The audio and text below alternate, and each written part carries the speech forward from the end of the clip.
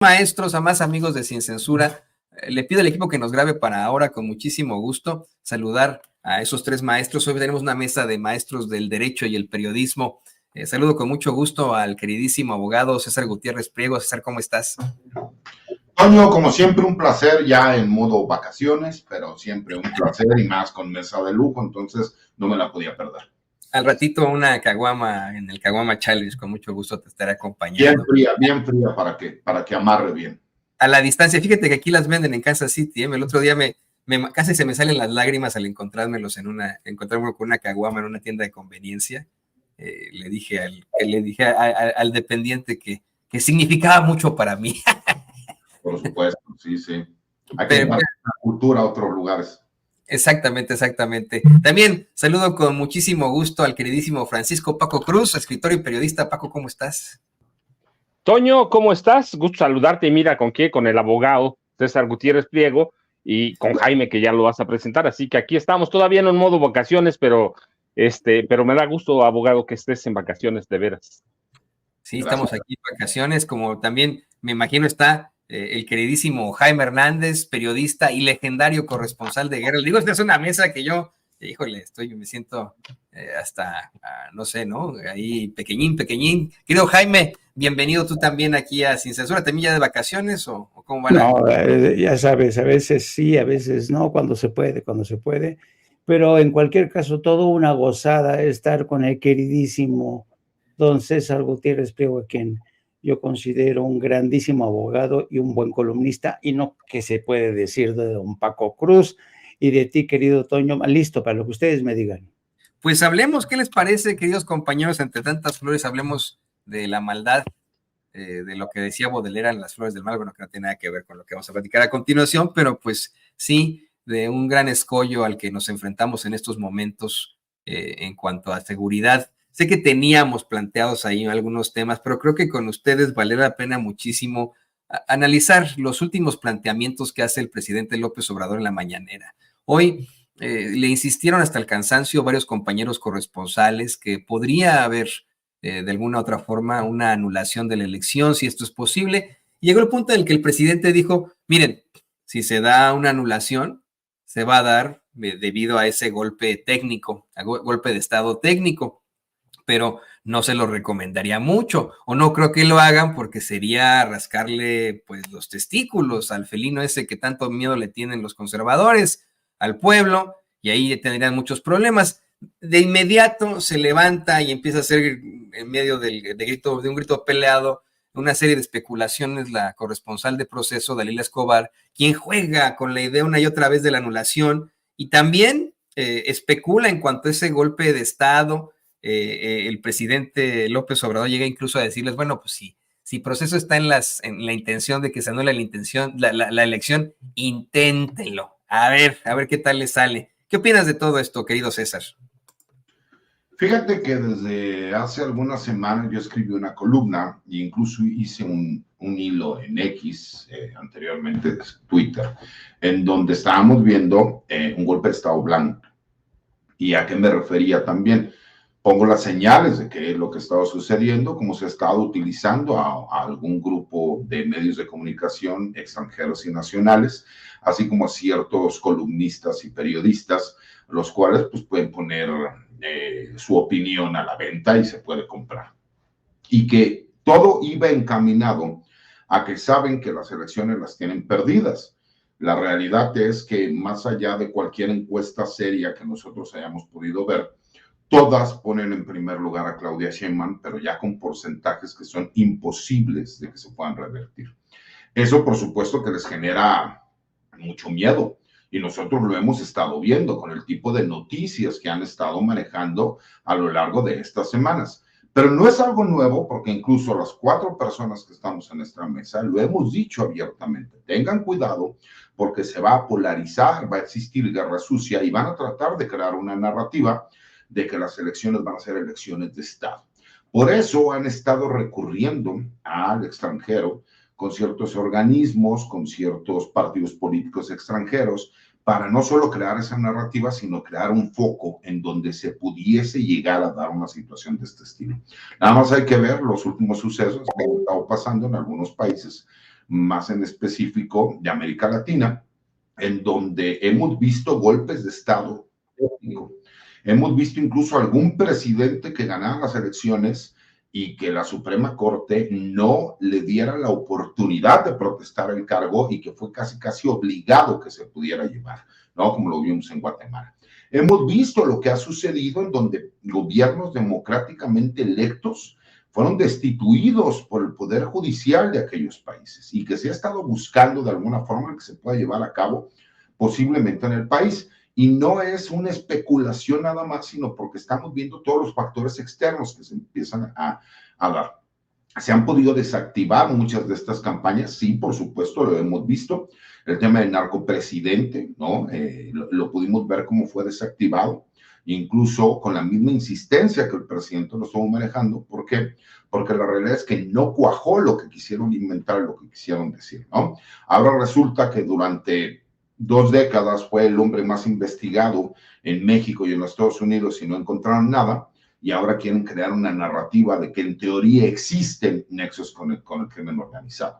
Que tenemos que reconocer que hay algunos puntos del país en donde el crimen organizado ha incrementado la presencia y la violencia, sí, por supuesto, pero aquí hay una pregunta que incluso yo la dejo abierta en la mesa. Si supuestamente los criminales se han visto beneficiados con este gobierno, ¿cuál sería la intención de calentar las plazas?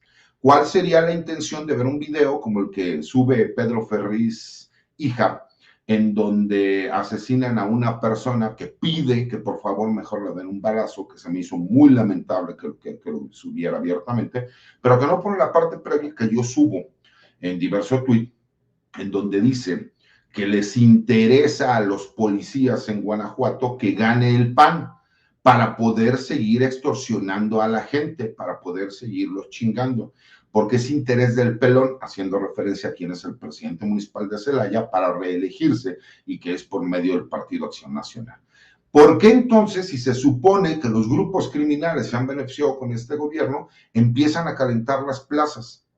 Cuando sabemos, y eso ya es historia, el hecho de que quien era el encargado de la seguridad en este país, que estaba en un gobierno panista, que estuvo en 2, primero con Vicente Fox y posteriormente con Felipe Calderón, ya fue condenado y declarado culpable. Bueno, más bien ya fue declarado culpable y en espera de condena. Y que por todos los medios han tratado de que se pueda revertir, ¿no? Esa declaración de culpabilidad, y al grado de que utilizan a personajes como Riva Palacio, como para decir, es que el presidente de México le ofreció, o sea, no la Fiscalía de los Estados Unidos, del gobierno de los Estados Unidos, el presidente de México le ofreció que si iba en contra de expresidentes, en contra de exprocuradores, en contra de empresarios, en contra de políticos, entonces se podía llegar a un acuerdo. Lo que está diciendo abiertamente es, si ustedes no apoyan ahorita a García Luna, él sí podría llegar a un acuerdo y él sí podría ir en contra de ustedes, ¿no? De aquellas personas que se pudieran sentir perjudicadas. Entonces, creo que es importante que la gente haga este análisis, un análisis serio, que veamos exactamente qué está sucediendo. Claro que hay áreas de oportunidad donde tenemos que mejorar, pero la única persona que yo he visto dentro de los candidatas y candidatos que están con la opción de ser presidenta o presidente de México, la única que ha dado resultados en seguridad es Claudia Sheinbaum. Entonces, ¿cómo no darle la oportunidad a un personaje que sí ha demostrado, por lo menos en la ciudad más grande del país, que es la Ciudad de México, que sí dio los resultados? Entonces, creo que esas preguntas podrían ser interesantes. Creo que Jaime, que es un periodista que ha vivido, ¿no?, la violencia en carne propia, que es un tipo inteligente, que es un tipo educado, nos puede dar su opinión. Y por supuesto, Paco, que es un periodista investigador, que él es sí el que te dice, si yo te digo esto es porque tengo los pelos de la burra en la mano. Y me gustaría mucho saber su opinión, porque creo que el tema es interesante y que abarca mucho más del tiempo que podamos tener aquí en esta mesa. Sí, no, vamos a tratar de darle con mucha fuerza a lo que pueda salir, querido César. A mí lo que me preocupa no es que no quede claro para la población que la mejor opción en cuanto a seguridad sea alguien que haya enfrentado a la inseguridad en la Ciudad de México y haya dejado muy buenos números.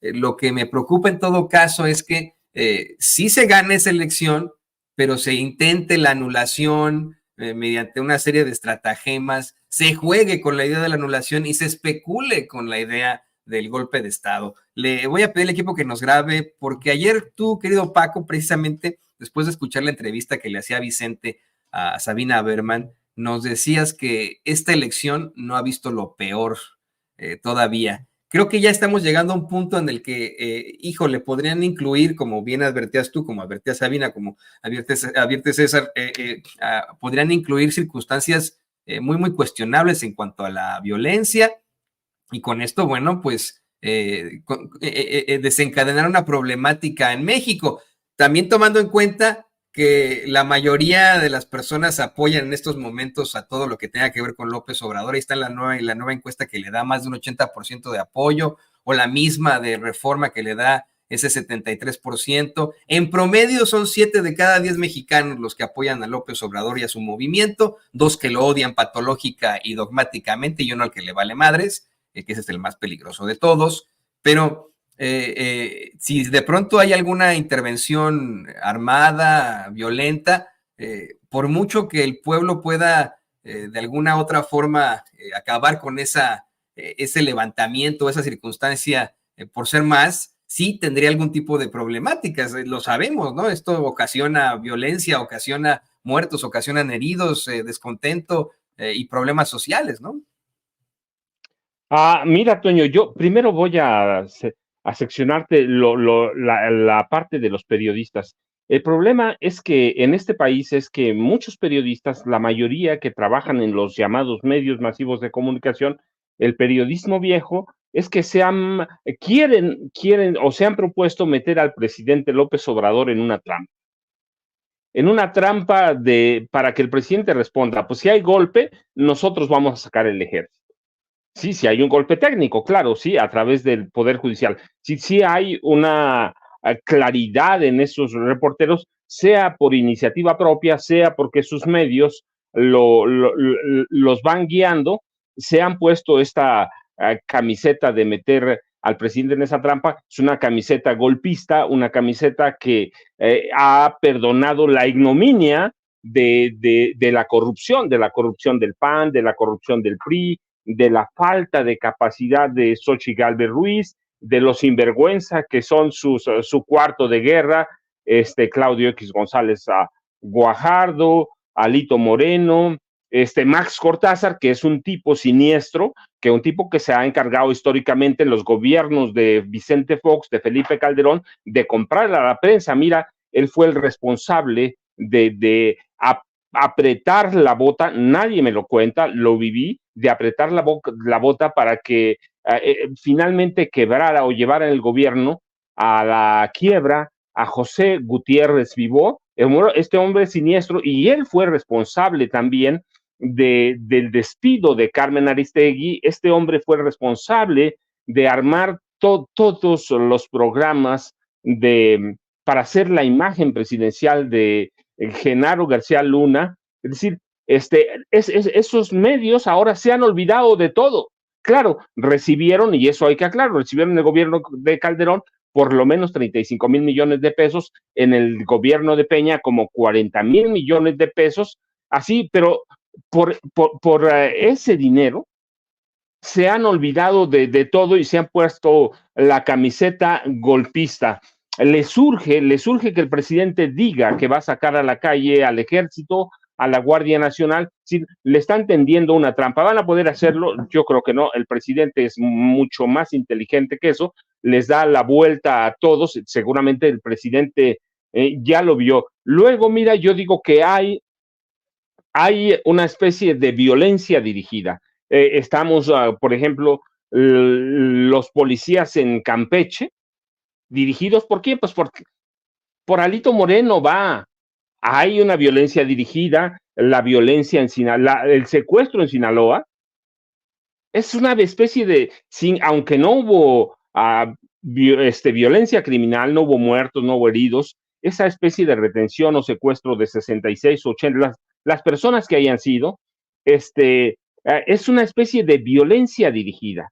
¿De violencia dirigida para qué? Para meternos terror, para sembrar el miedo a través de ciertas imágenes o a través de ciertas palabras. lo van a hacer en Chiapas, lo van a hacer en Oaxaca, lo van a hacer más adelante en Chihuahua, en Guanajuato, que están utilizando recursos públicos para pagar páginas de esta llamada o golpe blando o guerra sucia, como lo quieran llamar. Es decir, sí va a haber una violencia, va a afectar, mira, depende, y ayer lo decía clarísimo Sabina Berman, va a afectar si los conservadores, aquellos conservadores, grupos de derecha, ultraderecha, que manejan o controlan la campaña de Xochitl Gálvez Ruiz, mexicanos y extranjeros, logran cerrar la brecha y que la elección se defina por 5 puntos porcentuales. Entonces sí va a haber causales y va a haber una andanada de esta prensa que a esto está llevando, de esta prensa vieja, que a eso está llevando para pedir la nulidad del proceso electoral. Sí, como parece, y la encuesta de las horas hoy es muy importante, si hay una ventaja superior a 20%, a 10%, no, hombre, no la van a poder nulificar, pero con nada, anular la elección. Pero también, mira, hay cuestiones que estos reporteros, que sus jefes, que los dueños de los viejos periódicos no ven.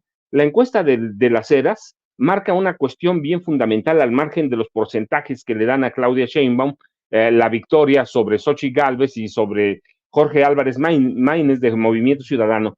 Un punto de la encuesta tiene una pregunta, y bueno, primero hay que aclarar que es una encuesta casa por casa, es decir, las que cuentan con credencial de lector y explica bien la metodología de la firma especializada de las Heras. Hay puntos que no se han visto. Hay una pregunta, ¿y con cuál partido o candidato piensa que les iría peor a usted y a su familia? ¿Cuál es el que menos le conviene que gane las próximas elecciones? El 24% dijo el PAN. Tú sabes, por primera vez, el PAN es peor evaluado en peor que el PRI. 28% es el PAN. Sí, dijeron, no les conviene, les va a dañar más. Sí, y el otro, el 21% dijo que el PRI, y el 18% Movimiento Ciudadano y solo 9% Morena. Es decir, ¿qué está pasando? Que estos periodistas, los dueños de los periódicos y que quienes arman o conforman el cuarto de guerra de Xochitl Gálvez, yo lo dije en la semana, no saben leer encuestas. No se trata de saber quién va a ganar. Las encuestas han sido siempre, buenas o malas, una herramienta técnica, una herramienta incluso científica, si está bien explicada la metodología, si uno puede replicar lo que están haciendo, es una herramienta. Entonces, en el PAN, en el PRI, en el PRD y en ese grupo empresarial que influye en las elecciones, o ese grupo de poder fáctico, que encabezado por Salinas Pliego, por el dueño de Cinépolis, por FEMSA de Coca-Cola, Kimberly Clark, no están leyendo las encuestas, no están leyendo, no los resultados de quién va a ser el ganador, no están leyendo lo que está diciendo la encuesta. El 28% de la población está convencida de que el PRI, de que el PAN, si gana, va a empeorar la situación de esas familias. El 21% del PRI, y te digo, por primera vez, el PAN supera en negativos al PRI, y eso debía darles miedo, pero no lo están viendo porque están enfocados en una campaña para tratar de hacer lo que llama a Lorenzo Córdoba Vianello la lista negra.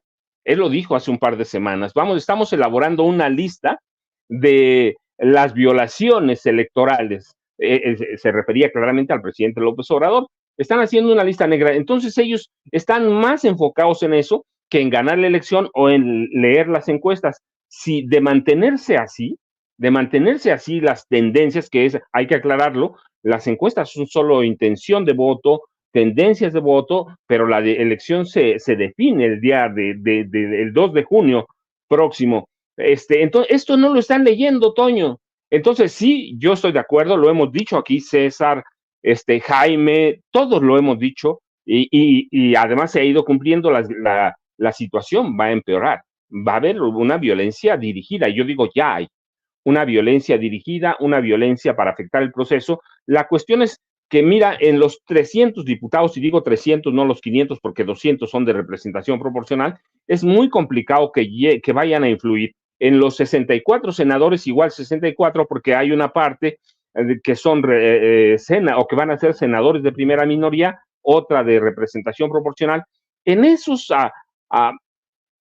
puestos de elección popular, difícilmente el crimen organizado va a influir.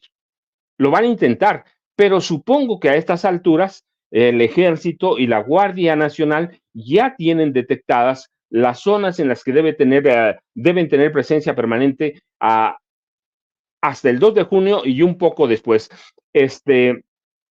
Así que sí va a influir el crimen, sí, en zonas pequeñas.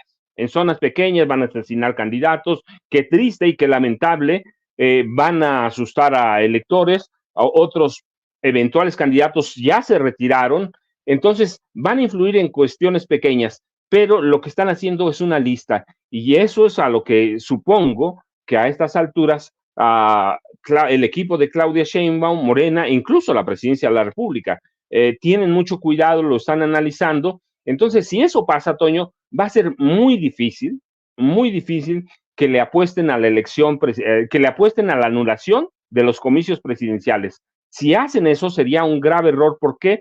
Porque de mantenerse la tendencia, Xochitl Gálvez no va a tener ni 15 millones de votos, y eso, reclamar un triunfo o una anulación cuando tienes una diferencia de 15 millones o más de votos, eso va a ser imposible, Toño, pero sí, yo insisto, están haciendo, ya hay una violencia dirigida que la podemos ver en este momento en Campeche, la pudimos ver en Sinaloa, y a eso le van a apostar, pero también hay que apostarle a que el Ejército y la Guardia Nacional ya tienen bien detectados estos puntos estratégicos, y hay que apostarle a que finalmente lo que sea, tú lo dijiste bien, yo lo digo con las palabras que debe ser lo que dicen en la calle, si el Poder Judicial Federal, la Suprema Corte y el Poder, el Tribunal Electoral del Poder Judicial de la Federación le apuestan a la anulación, sí van a rascarle los huevos al tigre, y sí va a haber muchos problemas que finalmente va a ganar quien la gente que salga a votar, Toño. Así que es un escenario complicado, hay que esperar lo peor, hay que esperarlo, pero tampoco hay que espantarnos porque lo dijimos, la derecha está jugándose su futuro. Por primera vez en la historia tenemos en un día la posibilidad de desaparecer a 3 partidos. No va a desaparecer el PAN, pero el PRI y el PRD claramente que sí. Así que están jugándose todo, están jugándose su futuro. Lo mismo los partidos, los candidatos, que aquellos periodistas y los dueños de periódico que han visto caer drásticamente sus ingresos por vía del Chayo, Toño. Pues sí, mira, complicado y hasta inexplicable, casi sobrenatural que pudieran justificar una anulación del voto, una anulación de la elección con con esa diferencia de millones de votos, pero así nos parecía de complicada, inexplicable, casi cuasi sobrenatural una candidatura con alguien como Xochitl Gálvez. Y han estado intentándolo de todo, han estado haciendo planteamientos muy gruesos. En elecciones pasadas sí anularon la candidatura, por ejemplo, del profe Morón en Michoacán, sí anularon la de Félix Salgado Macedonio en Guerrero, han estado sancionando a López Obrador a diestra y siniestra en todas partes, querido Paco, queridos compañeros, querido público consentidor. Yo la verdad es que no lo veo imposible, y lo que generaría es que, como bien menciona Paco, pues nos enfrentemos a la reacción de ese tigre después de que le hayan ahí más bien arañado los testículos. Le pido al equipo que nos grabe para escucharte también a ti, Jaime. Por supuesto que iremos a la parte en esta de cómo influirá el crimen en la elección, pero mira, esa violencia de la que habla Paco, esa violencia con la y que de la que habla también el queridísimo César, con la que actúan muchas veces en la campaña incluso de Xochitl Gálvez y en la derecha, pues se explica con un argumento de lo más elemental y humano, el comportamiento o reacción precisamente de violencia ante la falta de argumentos o bien de inteligencia. Tú has estado en muchos conflictos bélicos, querido Jaime, has visto cómo ya llega un punto en el que esa sociedad ya está fragmentada, ya se está enfrentando a una guerra civil, ya se está enfrentando a una invasión, ya se está enfrentando a situaciones muy, muy, muy gruesas, ya has estado ahí en el después de este tipo de circunstancias, en en ese panorama muy, muy triste, ¿qué tan cercano ves a México ante esa amenaza del golpe de estado técnico, ante esa amenaza de la anulación de la elección, querido Jaime? Pues yo francamente no lo veo plausible, es decir, no lo veo plausible, no creo que estén las condiciones dadas para la oposición para llevarnos, para arrastrarnos a ese terreno. Hoy la última encuesta de Eras Demotecnia le da 35 puntos de ventaja a Claudia Sheinbaum, o sea, es una ventaja muy, muy difícil ya, ¿cuántos? Faltan 2 meses apenas. Yo creo que lo que sí es cierto es que no podemos meter en el terreno de lo imposible esta posibilidad. Y como tú bien has señalado, Toño, las señales están ahí. La actitud, el comportamiento del Instituto Nacional Electoral, que se comporta como la Inquisición, los síntomas de violencia que ya apunta el querido Paco Cruz, digamos, yo creo que se ha instalado en el ánimo y en la preocupación esta suerte de susurro, ¿no?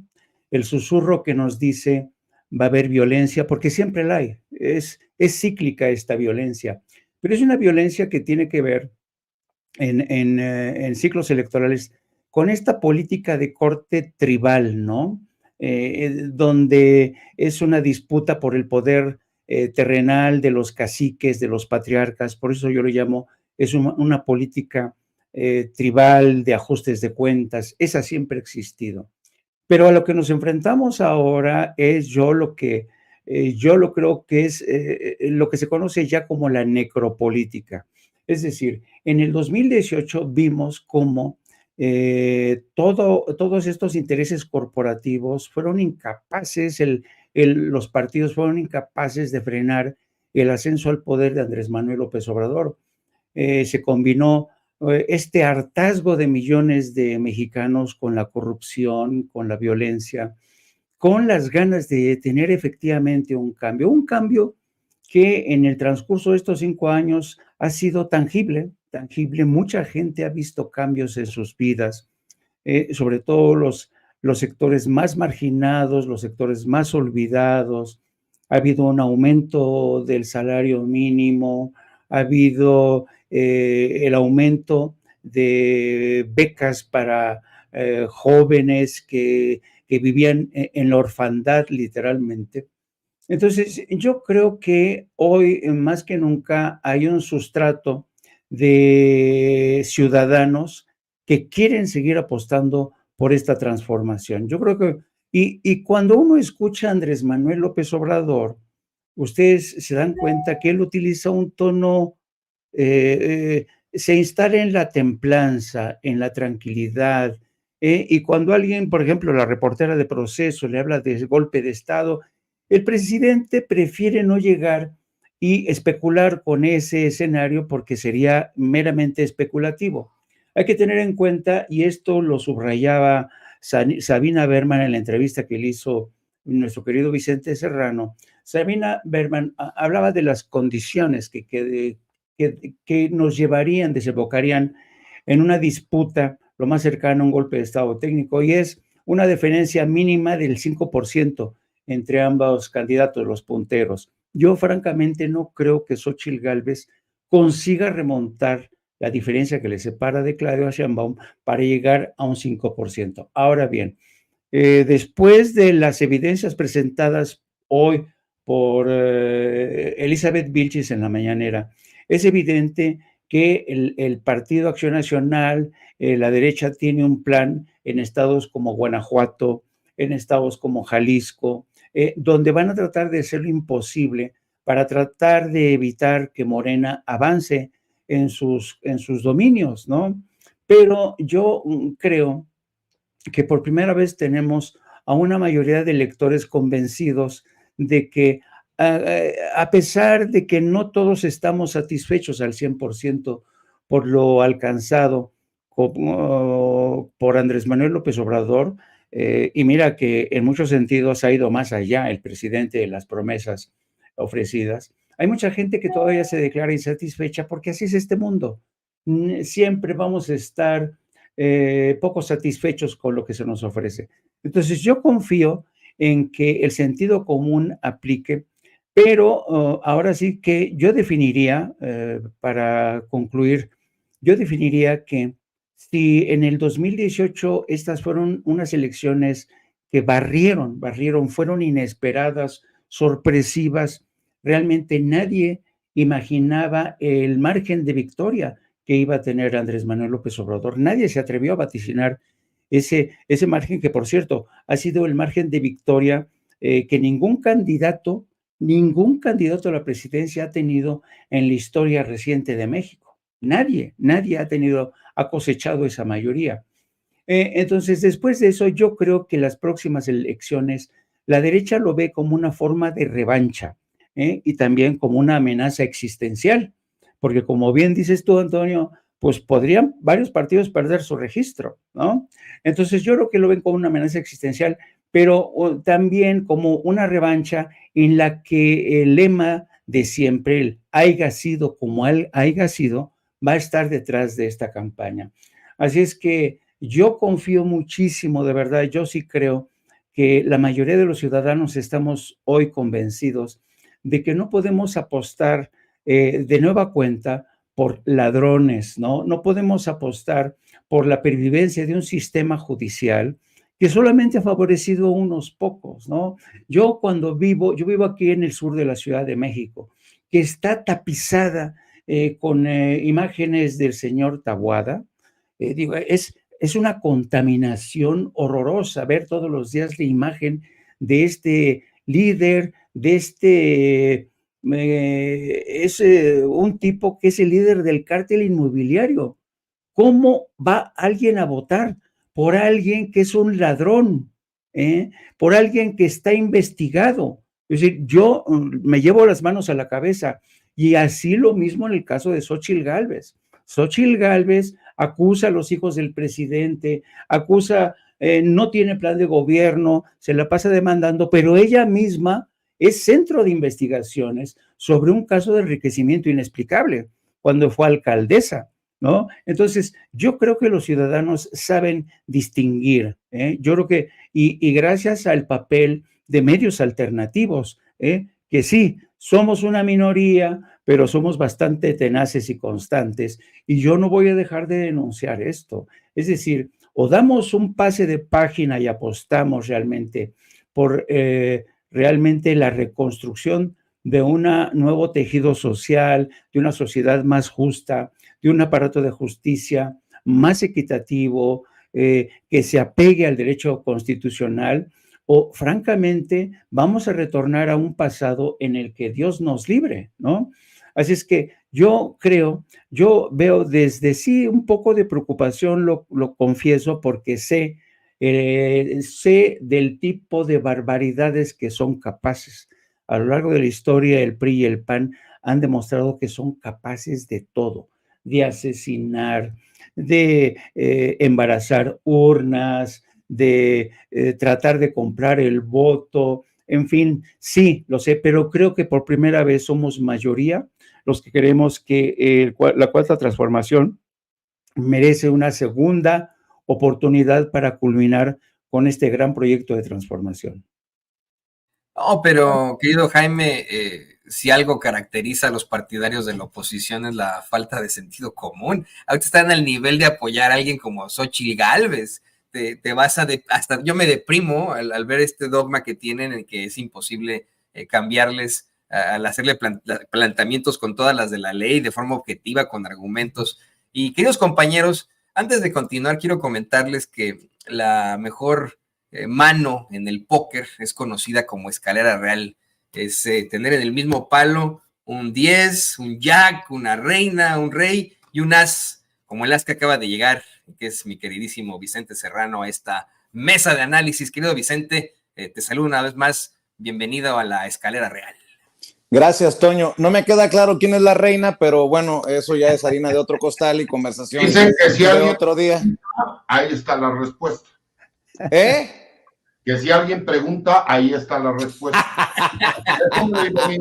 Por lo general, el que pregunta es el que va. Toño, César, Paco, maestro, Jaime, a todos les mando un abrazo y a las miles de personas que siguen conectadas. Oigan, nada más un par de cositas para otra ronda, si les parece. Toño llevará la batuta para que gire y ceda palabra, ceda los micrófonos, pero voy a poner sobre la mesa lo que dijo Mario Delgado en conferencia de prensa. Dijo que hay consejeros y consejeras en el INE que siguen defendiendo los intereses de la derecha. Me imagino que se refiere a esos consejeros y consejeras que siguen apostando por Manuel López San Martín como moderador en el primer debate presidencial. Y cuando me refiero a López San Martín, me refiero al mamacayos, peoncito, mascotita de Ricardo Salinas Pliego. ¿Qué percibimos en el INE? Que hay un grupo de consejeros y consejeras que siguen siendo serviles a la derecha. Siguen con esta idea de que la autoridad electoral debe estar en contra del gobierno y de su partido para ganar legitimidad.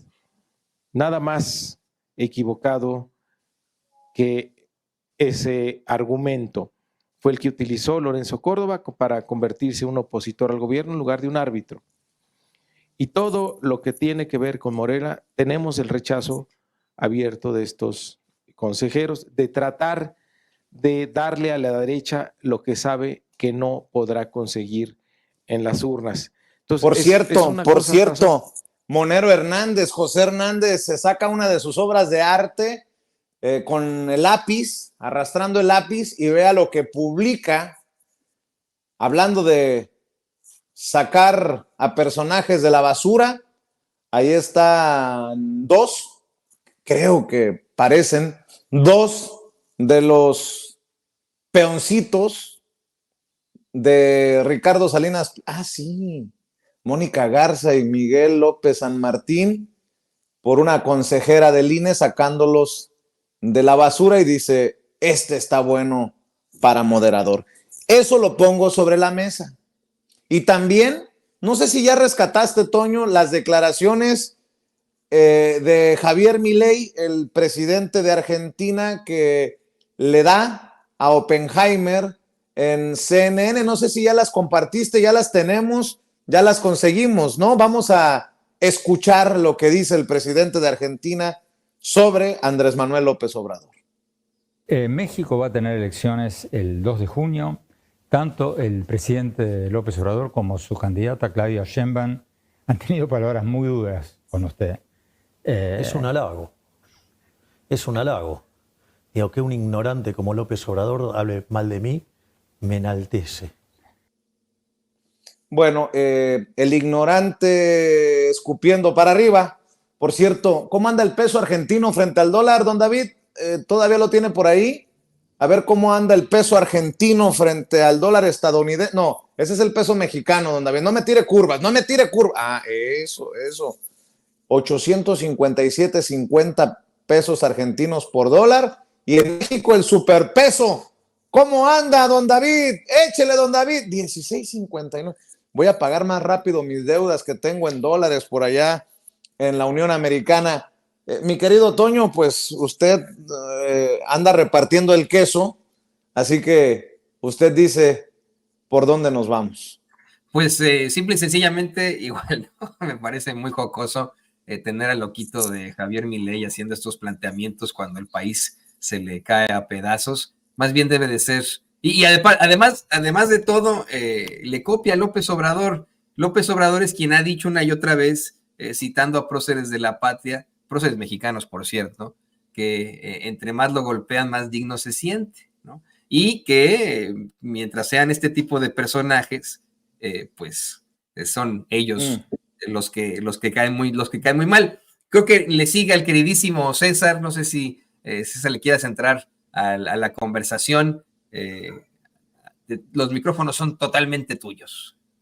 Mira, son muchos temas y todos interesantes, ¿no? Creo que realmente hablar de Milei, pues en estos momentos es irrelevante.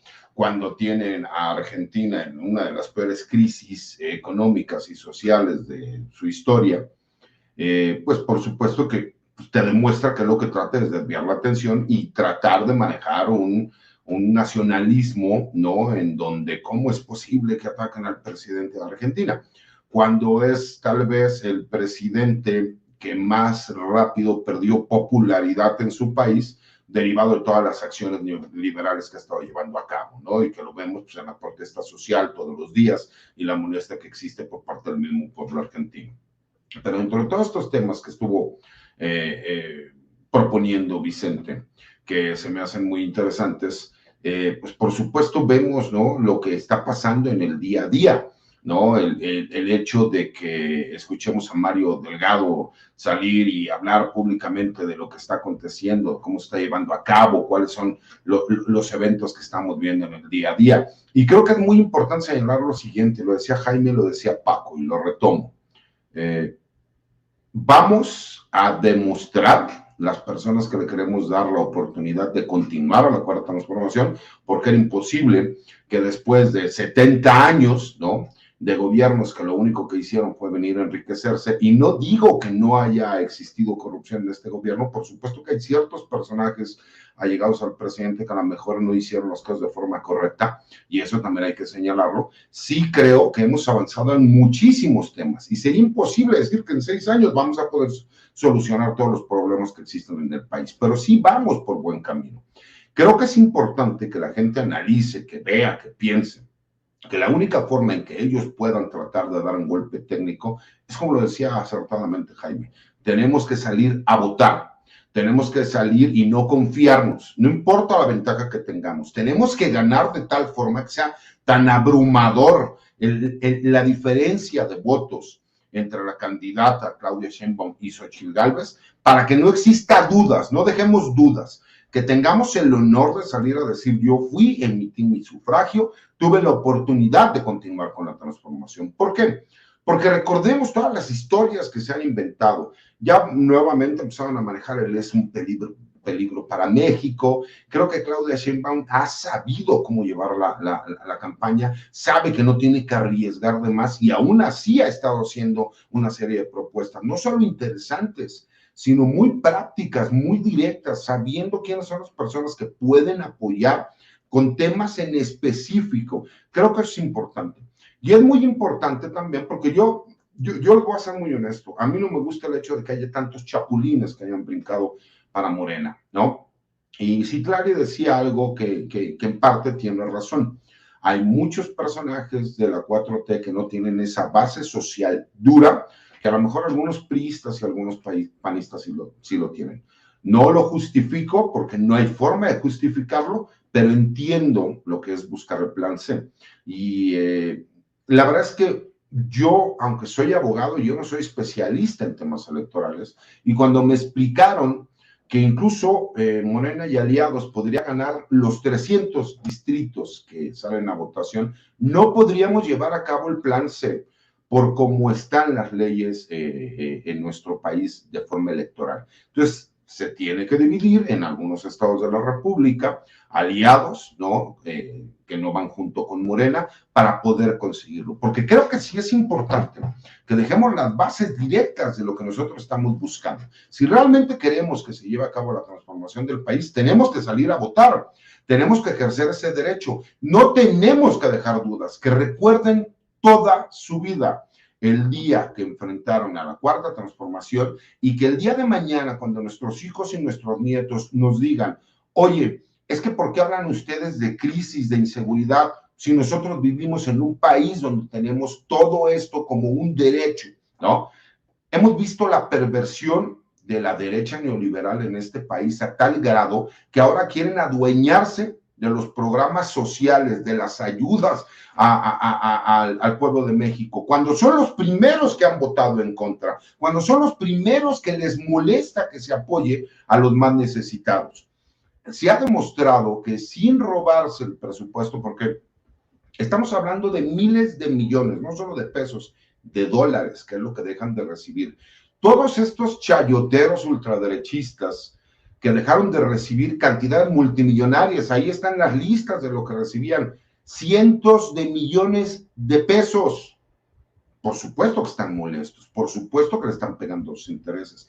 Vemos personajes como Salinas Pliego, que sale a interactuar con la gente en una red social como X, en donde la gente ya se cree fifí porque interactúa con ellos, cuando la realidad es que él es un mega multimillonario que no le interesa absolutamente nada lo que pueda decir una persona, pero ellos ya creen que pertenecen a la élite, cuando jamás en su vida los invitaría a comer con él, jamás los invitaría a que pasaran vacaciones con él y su familia, pero ese es el problema, ¿no? De aquella persona que cree que tiene un nivel socioeconómico y de clase media alta. Hay que recordar que el problema de este país siempre ha sido la clase media, que es la que sostiene al país. El problema es que la clase media igual se divide en clase media alta y en clase media baja.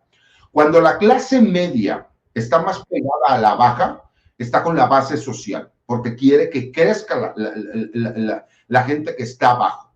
¿Para qué? Porque siempre va a aspirar a ser clase alta, pero cuando ya está más cerca de poder llegar a la clase alta, a los verdaderos fifís de este país, entonces reniega de la clase baja. ¿Por qué? Porque su aspiración siempre ha sido tratar de pertenecer a la clase alta que no ha podido. Y creo que en estos años hemos conseguido, o por lo menos el gobierno consiguió, que esa clase media baja fuera creciendo y se acercara más a la clase alta. Entonces ahora son ellos los que quieren pertenecer a la clase alta y ya no están de acuerdo con la base social ni los que menos tienen. Entonces creo que es importante que no nos confiemos, que salgamos a votar, que sigamos haciendo proselitismo, que sigamos trabajando y que hagamos las cosas como tienen que ser, porque creo que la cuarta transformación tiene que continuar por el México que le vamos a dejar el día de mañana a nuestros hijos y a nuestros nietos.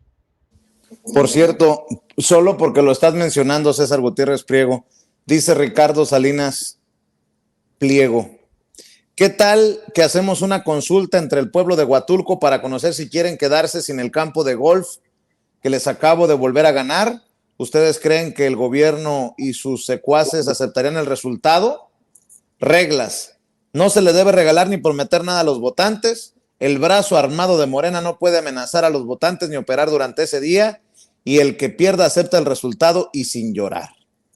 ¿Sin llorar?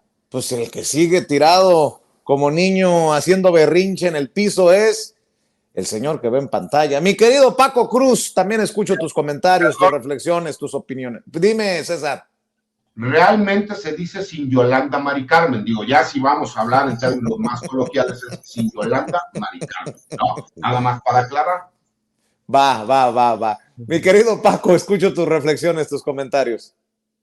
Mira, Vicente, primero la entrevista con Milei y Toño usó una palabra que esa debe ser jocoso, pero hay que aclarar quién es Andrés Oppenheimer, para empezar. Sí, es un periodista argentino de extrema derecha. Es un periodista que siempre ha favorecido no a la derecha, sino a la extrema derecha, así que ya sabes lo que piensa de Milei. No nos lo tiene que decir. La última vez que lo seguí, hace tiempo que no lo sigo, pero vivía en Miami. No sé, supongo que debe seguir en Miami, pero es un periodista de extrema derecha. Y luego entrevista a quién, a un tipo que entrando a su gobierno devalúa la moneda nacional, aumenta prácticamente todo. Y solo en ese aspecto, para no ir a otros, pero solo en ese aspecto, cuando Andrés Manuel López Obrador toma las riendas de este país el 1 de diciembre de 2018, no hay devaluación, no hay afectación a las clases más necesitadas, hay una serie de decretos para apoyar a esas clases más necesitadas. Luego se nos atraviesa la pandemia y yo digo, esto fue peor que una crisis. No fue una crisis, fue peor porque se cerraron las economías prácticamente de todo el mundo y restringieron a todo prácticamente a lo mínimo. No se cayó el país, las pensiones no se redujeron. No hablamos de las pensiones del bienestar, hablamos, por ejemplo, de los pensionados del IMSS, del ISSSTE. Las pensiones se mantuvieron como siempre, con sus aumentos correspondientes anuales. Es decir, no hay un momento que este país se haya intentado quebrar, y Milei lo quiebra de inmediato. Hay un país que está creciendo de la economía número 14, pasamos a ser la número 11 o 10, depende cómo se vea, pero regresamos a ocupar el lugar que tuvimos alguna vez con ahora con Andrés Manuel López Obrador, la 10 o la 11, pero éramos la 14. Pasamos del ser el tercer mayor exportador de Estados Unidos a ser el mayor exportador en un país que tiene frontera con Estados Unidos y que tiene que lidiar con presidentes como Donald Trump, como Joe Biden. Entonces, y tú ves el país que recibió Milei y lo que las políticas que aplica, pues eso sí ya es, no hay comparación. Así que regreso a la palabra de Toño, pues es una entrevista jocosa, y para que la gente entienda quién es Andrés Oppenheimer, fue un viejo periodista de extrema derecha, que a dónde va a ir. Que no nos digan, bueno, eso por un lado. Por otro, no se compara nunca, mira, CNN, lo digo con todo el respeto al mundo, no se compara CNN con 60 Minutos, el programa noticioso más exitoso, noticioso y de análisis más exitoso en Estados Unidos desde su aparición. Entonces, hay niveles, hay cuestiones, y eso es lo que dice Toño. Esto lo vuelve muy jocoso. ¿Por qué? Porque no puede hablar, ni siquiera comparar las economías en la toma de posesión. En la toma, hay que ver a Milei en la toma, hay que ver a Andrés Manuel López Obrador, hay que ver los resultados. Por primera vez este país, después de Luis Echeverría Álvarez, con todos los asegúnes que le tengo a Echeverría, porque fue un tipo tremendamente corrupto, por primera vez el país construye. Tenemos obras por donde sea, y va a dejar, por primera vez en la historia no tenemos una crisis de devaluación de la moneda, así que en la historia de los presidentes civiles hablo, así que tenemos esas comparaciones. Pues no, eso hace jocoso que a Javier Milei, que por cierto, pues hay que decirlo, además es un tipo, hay que tenerle cuidado, es un tipo que dice una cosa pero va a hacer otra, y que es parte de las campañas de la ultraderecha para tratar de incidir en las elecciones de este país. Y eso te lo dice, bueno, pues quién es Javier Milei, que es un personaje, ¿a quién felicitó primero? ¿Quién lo felicitó primero cuando ganó las elecciones? Xochitl Gálvez Ruiz. Ya estuvo alguna vez en México, así que hay que tomarlo con eso y hay que entender quién es Andrés Oppenheimer. Y del otro lado, pues mira, Salinas Pliego, pues sí, es un berrinche, lo decía Sabina Berman, es un tipo que no pasó de los 17 años. Yo siempre digo, puede tener miles de millones de dólares, pero siempre va a ser ese abonero vulgar, ese tipo que nunca va a alcanzar el prestigio que tuvo Eugenio Garza Sada, nunca va a tener el prestigio que tiene, con todos los asegúnes que yo publico y que digo, que nunca va a alcanzarlo a Carlos Slim Elú. Es decir, es un tipo, es un asno que trata de hacer algunas cosas, y en ese sentido hay que tomarlo, Vicente, a estas cuestiones. Claro que sí, Paco. Y para cerrar esta ronda, mi querido hermanito Jaime Hernández, escuchamos tus comentarios. Pues a mí déjame entrarle por el lado de las declaraciones de Mario Delgado, que por cierto va a terminar Mario Delgado hecho realmente una piltrafa, le está lloviendo duro por todos lados por el tema de la selección de los candidatos, pero bueno, esa es harina de otro costal. Y yo creo que ya reflexionó, y muy bien, por cierto, nuestro querido César, sobre esta táctica, esta estrategia de Morena, de a veces escoger a impresentables cuya razón de ponerlos ahí es por razones estratégicas, que no sé si vaya a funcionar, o sí, espero que sí. Pero pasando a las declaraciones de Mario Delgado, fíjate, esto te demuestra hasta qué punto esta frase de que, porque muchos creíamos que habíamos terminado con el antiguo régimen, ¿no? Y ese es el problema de confiarse, ¿no? Porque el antiguo régimen sigue ahí, sigue vivo y coleando. ¿Cuántas veces quisimos enterrar al PRI? Y se acuerdan de aquel poema, mini poema de Augusto Monterroso, que decía, y el dinosaurio todavía seguía ahí. Cuando desperté, el dinosaurio todavía seguía ahí. Es la capacidad de supervivencia de un sistema político que se niega. ¿Por qué? Porque es un sistema político que ha vivido del clientelismo, de los intereses creados, de esta suerte de cacicazgos que nos ha costado tanto trabajo sacudirnos. Ahí está el caso, por ejemplo, del señor Ricardo Salinas, que yo coincido, parece un adolescente, todavía se orina en la cama. Entonces, yo creo que el problema que tenemos nosotros, y lo hemos comprobado día tras día, mañanera tras mañanera, cuando censuran al presidente un día sí y otro también, es que el INE sigue siendo, así como el aparato judicial, el enemigo, el obstáculo que se sigue interponiendo entre nosotros.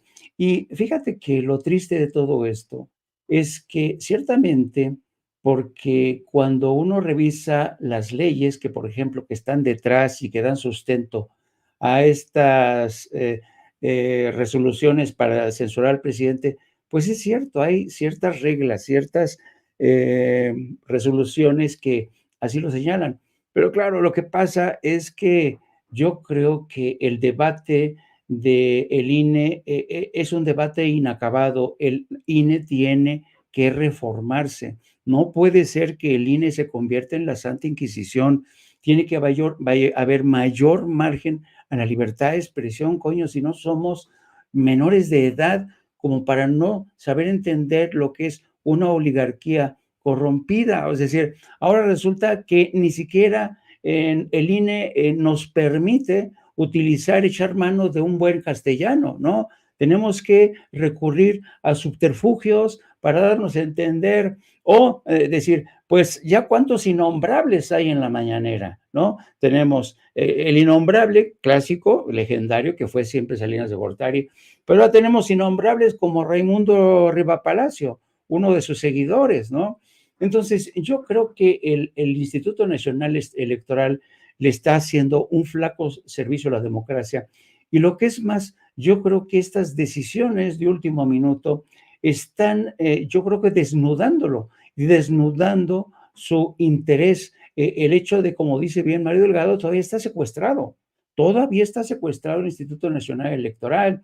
Lorenzo Córdoba dejó a gente suya ahí, hay gente agazapada al Instituto Nacional Electoral que nos impide avanzar a la velocidad que tendríamos que ir. Creo que fue ayer, yo estaba escuchando los argumentos de esta mujer, Carla Humphrey, argumentando que la elección de Martín, ¿cómo se llama? Manuel San Martín, era legítima, que había sido correctísima, que se había hecho una selección de entre periodistas que cubrían el perfil, los requisitos, y yo me pregunto, ¿de dónde coño sacaron esa lista de periodistas? Por lo visto, del patio de su casa, que es particular, ¿no? Porque, a ver, yo quisiera ver que me enseñaran la lista completa de cuántos periodistas fueron contemplados a la hora de hacer esta criba que resulta tan favorable, curiosamente, a la derecha, ¿no? Manuel San Martín, con todos mis respetos, no es más que un simple vocero del señor Ricardo Salinas Pliego, y ese es su principal problema en el terreno de la credibilidad, ¿no? Claro. Yo creo que pudieron haber echado mano, no voy a decir nombres, pero a todos nos consta que vivimos en un país donde hay periodistas, hombre, con un gran empaque intelectual, con una gran trayectoria. A lo mejor no nos gusta cómo se viste, a lo mejor no nos gusta cómo se peina, a lo mejor no nos gusta algunas de sus posiciones, pero hay periodistas profesionales que se parecen como que son más respetados por su carácter independiente, ¿no? Entonces, claro, yo creo que las razones que da Carla Humphrey, para mí, al menos, son insuficientes, pero se han atrincherado, por lo visto, los consejeros para decir que no va a haber cambio. Bueno, ya que no va a haber cambio, pues vamos a ver si este muchacho está a la altura de las circunstancias, y lo único que me reconforta o congratula es el hecho de que tengamos, me refiero a quienes simpatizamos con Morena, a una mujer como Claudia Sheinbaum, que ya le podrán poner enfrente, le podrán poner enfrente a cualquier periodista chayotero. Claudia Sheinbaum ha demostrado una y otra vez que puede con ellos. ¿Qué le pasó cuando la entrevista con Joaquín López Dóriga? López Dóriga no pudo con ella, ni Ciro Gómez Leiva, no pueden con ella. ¿Por qué? Porque a diferencia de lo que opinan muchos, Claudia Sheinbaum es una mujer que tiene cabeza propia, tiene inteligencia propia, a diferencia de Xóchitl Gálvez. Así es que yo creo que tiene razón Mario Delgado, yo no sé si Morena conseguirá imponerse, pero pues vamos a ver. Pero yo confío básicamente en Claudia Sheinbaum, querido Vicente. Mi querido Jaimito, maestro, ¿por qué no cerramos invitando a la audiencia de Sin Censura a tus esfuerzos? Pues sí, ya dentro de casi 1 hora y pico estaremos al aire en No Apto para Cínicos. Síganos con mi co-host, mi copresentadora Lourdes Salas, la periodista Lourdes Salas, a partir de las 14 horas. También les pido que nos sigan a través de nuestras redes sociales, a través de mi cuenta, @JaimeJurno. Y como siempre, querido Vicente, un enorme placer estar contigo, con el gran César Gutiérrez y también con el maestro Paco Cruz y que el gran Toñito. Les mando a todos un abrazo. Gracias, Jaimito, el querido Jaime Hernández hablando con nosotros sin censura. Maestro Paco Cruz, también hay que invitar a la gente a que siga buscando tus 2 más recientes libros, Las Damas del Poder y García Luna, El Señor de la Muerte, y obviamente el respaldo que se sienta en redes sociales.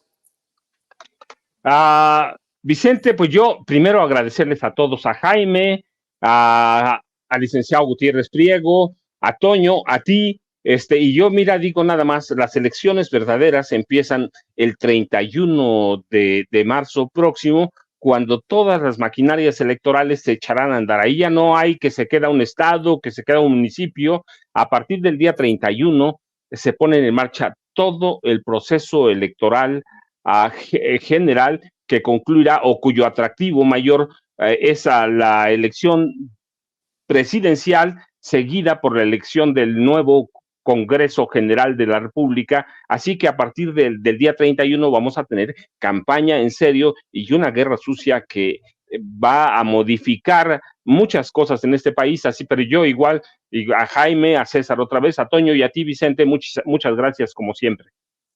Y @Paco Cruz Jiménez. @Paco Cruz Jiménez en X, antes Twitter, Francisco Cruz Jiménez en Facebook. A todos, gracias de veras, Vicente.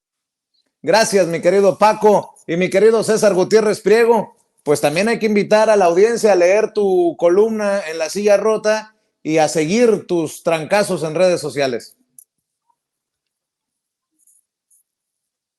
No te escucho, César.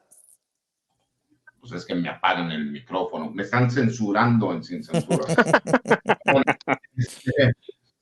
Antes que nada, agradecer, para mí es un placer haber estado con Jaime, con Paco. Yo a Jaime lo sigo desde hace mucho tiempo, le tengo mucho cariño, le tengo mucha admiración. A Paco no se diga, ¿no? He leído sus libros, siempre estoy atento a los comentarios que hace, creo que son gente muy dedicada.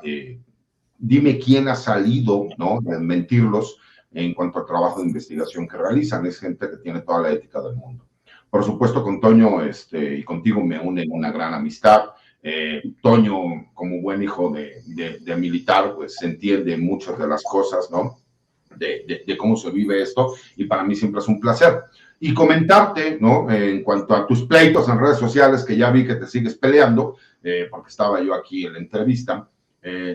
Sabes que si se te viene el mundo encima, yo soy un hombre de muy pocos amigos, pero los amigos que tengo siempre voy a estar ahí, por más que estén medio locos y a veces no tengan la razón, siempre voy a estar ahí. Y si se te viene el mundo encima, pues vamos a ser 2 contra el mundo, ¿no? Porque creo que cuando Dios, la vida, el poder superior, como ustedes quieran llamarlo, te da la oportunidad de encontrar una persona que sea tu amigo, que sea como tu hermano, pues siempre vamos a estar ahí para tratar de apoyarnos, ¿no? Y si te tocan 100 chingadazos, pues que me toquen 50,000, ¿no? Ahora sí que espalda con espalda, o como dijeran, culo a la pared, para que no haya tanto problema, pero aquí vamos a estar siempre, ¿no? Y pues agradeciendo a la gente que tengamos la oportunidad, tomaremos unos días de vacaciones para estar con mis hijos. Tal vez después necesite unas vacaciones de las vacaciones, pero siempre es un placer para mí poder estar con mis hijos, convivir con ellos, abrazarlos, besarlos, con todo y que algunos de ellos ya son hasta más altos que yo, pero creo que ese amor de padre que todos los seres humanos podemos llegar a tener, pues es de los regalos más dignos que Dios nos dio, ¿no? Entonces les mando un abrazo a todos y gracias por esta mesa, la verdad me hizo sentir muy bien, y pues con las personas a las cuales yo admiro, quiero y tengo una buena amistad. Gracias, hermanito. El querido César Gutiérrez Priego, los maestros Jaime Hernández, el querido Paco Cruz, hablando con nosotros sin censura. Estamos al pendiente, Toñín. Estamos al pendiente. Gracias. Buenas tardes. Y